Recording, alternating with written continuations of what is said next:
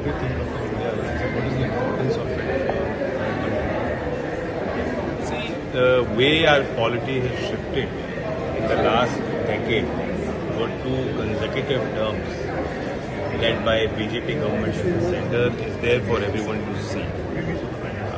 This country with its great diversity, with its great history, with its importance in the world stage, needs collective leadership that is responsive to the needs and aspirations of young people today, all sections of society, and a government and a politics that is very sensitive to our constitutional obligations. The way this government has ridden roughshod over citizens' rights, the way it is so critical of anyone who raises questions, how it clamps down on any civil protest.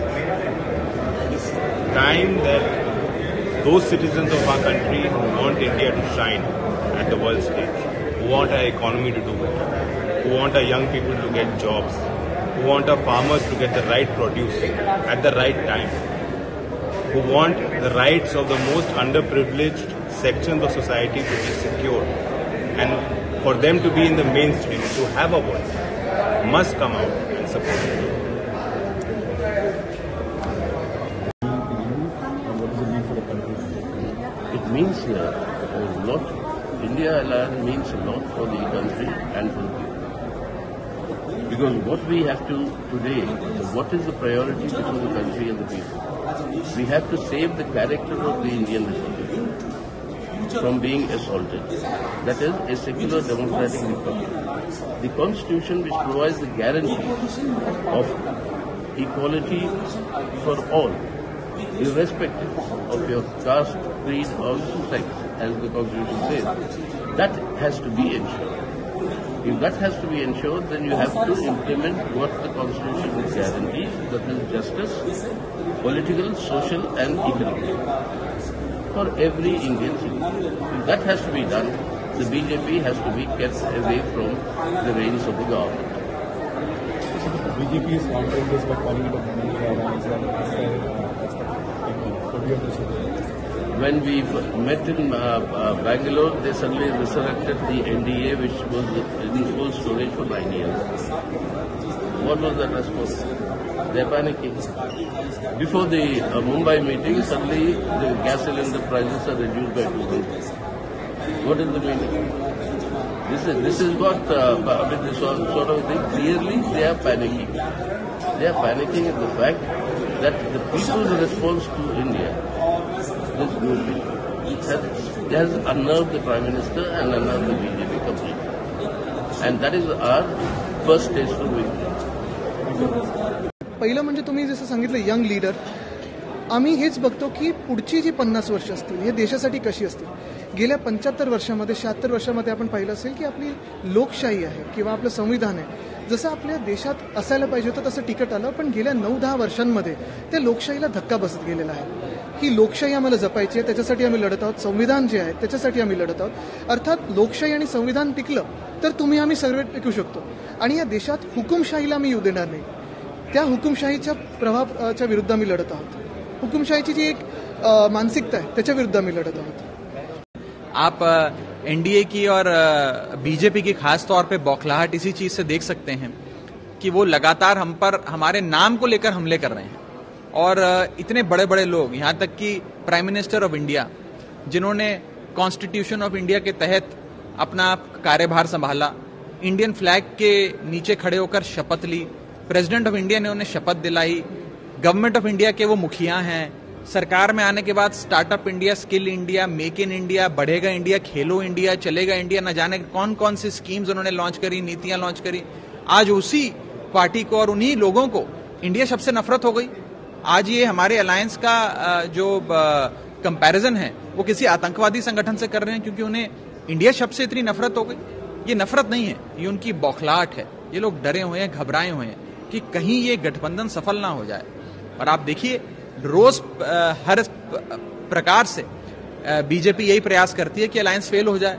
कभी कोई मनगढ़ंत आरोप लगा देगी, कभी ये शिगुफा फैला देगी कि इस अलायंस के बीच में तो बड़ी टकरार है, आपस में लोग लड़ रहे हैं, लाठियां चल रही हैं, न जाने क्या क्या फैला देते हैं। लेकिन हम सब ये बात समझते हैं और देश की जनता भी ये बात समझती है कि बीजेपी तो हर संभव कोशिश करेगी कि अलायंस फेल हो जाए, लेकिन ये अलायंस फेल होने वाला नहीं है, क्योंकि ये अलायंस सिर्फ 4, 10, 50 नेता जो उस कमरे में बैठे हैं उनका अलायंस नहीं है। ये अलायंस वास्तव में भारत की 135 करोड़ आबादी का अलायंस है। वो आबादी साथ आई है, पूरा देश साथ आया है, और उस 135 करोड़ आबादी का एक ही लक्ष्य है कि हमारी आमदनी नहीं बढ़ी, हमारा खर्चा बढ़ता गया, महंगाई बढ़ती रही, हमारे बच्चों को अच्छी नौकरी नहीं मिली, बड़े बुजुर्गों को इलाज नहीं मिल रहा। इन सारी समस्याओं का रोजमर्रा के जीवन में जिन समस्याओं से इंसान जूझता है, उन समस्याओं का हल चाहिए। Thank you so much. पहली बात यह है कि हिंदुस्तान इस वक्त पूरी दुनिया का सबसे बड़ा मुल्क है आबादी के लिहाज से, और उसमें जो यूथ है, युवा है, सबसे बड़ी तादाद है।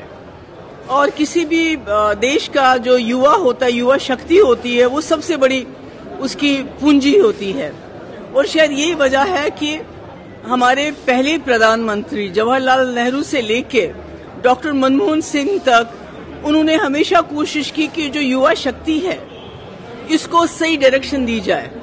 और JNU से लेके IIM से लेके IIT से लेके इसरो तक ऐसे इंस्टीट्यूशंस बनाए जिसकी वजह से आम हिंदुस्तानी बच्चा वो डॉक्टर बना, इंजीनियर बना और साइंटिस्ट बना, और आज उसी इसरो की वजह से चांद्रयान 3 चांद पे पहुंचा।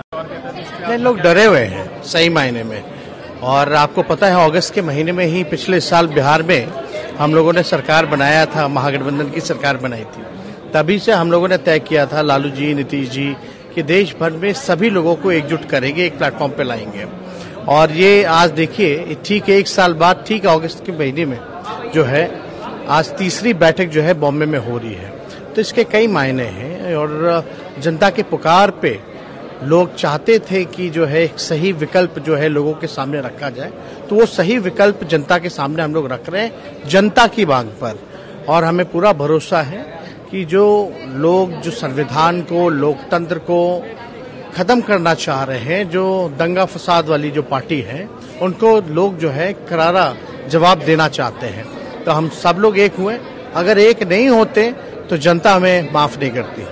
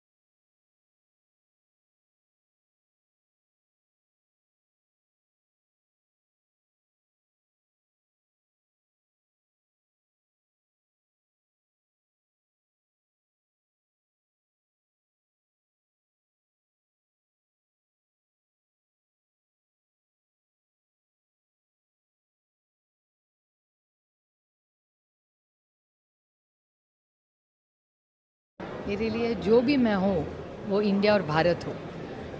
कभी भी भारत में रहते हैं, भारत से बाहर जाते हैं, तब कोई भी कुछ भी हमारी तरफ जब देखता है, हमारा नाम, हमारा राज्य, हमारी भाषा, ये कोई नहीं पूछता। पहले बोलते इंडिया। सो हमारी जो भी पहचान इस दुनिया में है वो हमारी पहचान इंडिया है। लेकिन इसी शब्द से कुछ लोगों को अभी दिक्कत हो रही है और उसको वो निंदनीय नाम से जाना जा रहा है। वेल, इंडिया जो भी करे वो इतना बढ़िया हो रहा है कि सामने वालों को दिक्कत होनी ही चाहिए, और मुझे अच्छा लग रहा है कि उनको दिक्कत हो रही है, मतलब हम लोग कुछ अच्छा ही कर रहे हैं। इस गठबंधन के सामने सबसे बड़े चैलेंज आपको क्या लगता है? मेरे ख्याल से सबसे बड़ा चैलेंज ये जो पॉलिसीज़ एनडीए की सरकार की है, जैसे महंगाई हो, बेरोज़गारी हो, ये बहुत सारी जो पॉलिसीज़ जो गलत अभी की सरकार कर रही है, उनको ठीक करना ये हमारा सबसे बड़ा चैलेंज और हमारी जिम्मेदारी होगी। इस देश का सबसे बड़ा वोटर अभी युवा वर्ग है, उनको आप क्या अपील करना चाहते हैं? मैं युवा वर्ग को इतना ही कहूँगी कि वोट करना ही चाहिए, दिल और दिमाग से करना चाहिए, और इस देश में जो प्यार बांटेगा क्योंकि महात्मा गांधी जी ने हमेशा जो भी इस देश के लिए किया वो प्यार, सम्मान और शांति के मार्ग से किया। तो उसी रास्ते से हम सब ने चलना चाहिए और मेरे ख्याल से इस देश का जो युवा है वो हमेशा प्यार ही बांटेगा।